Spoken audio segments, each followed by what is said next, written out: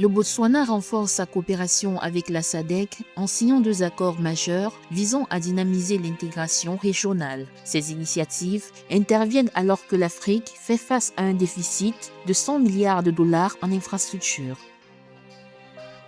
En 2026, le Togo prévoit de consacrer 5,8 milliards de francs CFA à l'approvisionnement en engrais pour la filière cotonnière visant l'achat de 21 000 tonnes. Le gouvernement namibien prévoit d'investir environ 4,6 millions de dollars pour étendre la couverture télécom dans les zones mal desservies.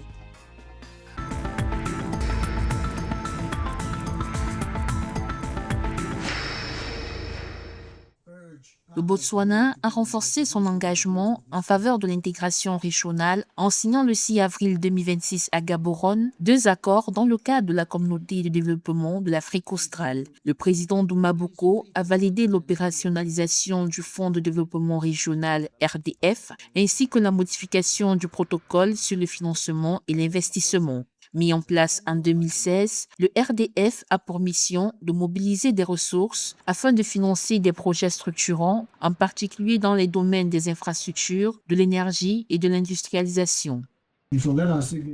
Nous accueillons la signature de ces 2 accords avec un grand enthousiasme. Nous sommes profondément convaincus de leur importance. Les besoins annuels en financement des infrastructures en Afrique dépassent 100 milliards de dollars, dont environ 25% pour la zone SADC. Le RDF vise à réduire ce déficit et à renforcer l'autonomie financière régionale. Le second accord concerne la coopération financière entre États membres avec une harmonisation des cadres réglementaires et l'adoption de normes internationales, notamment contre le blanchiment d'argent et le financement du terrorisme. Nous sommes pleinement confiants que nos États membres sauront apprécier la valeur et les bénéfices que ces accords apportent à notre organisation. Ceux qui ne les ont pas encore signés finiront par les adopter.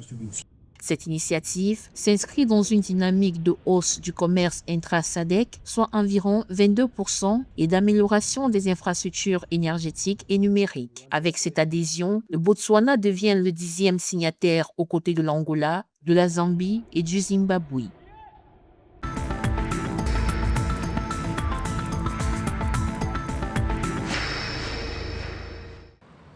Le Togo prévoit de mobiliser 5,8 milliards de francs CFA en 2026 pour soutenir l'approvisionnement en engrais de la filière cotonnière, selon une annonce du ministère des Finances. Ce financement permettra l'achat de 21 000 tonnes d'engrais, repartis principalement dans la région des plateaux, suivis de la région de Kara et des savanes. Cette dotation représente une hausse de 15% par rapport aux 18 191 000 tonnes distribuées en 2025.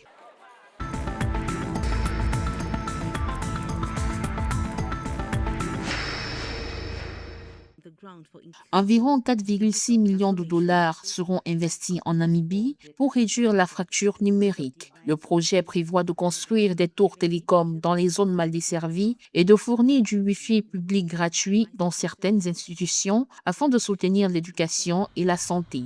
La Namibie entend accélérer l'adoption des services télécoms pour soutenir la vague de transformation numérique en cours. Actuellement, le pays affiche un taux de pénétration de 64,9%.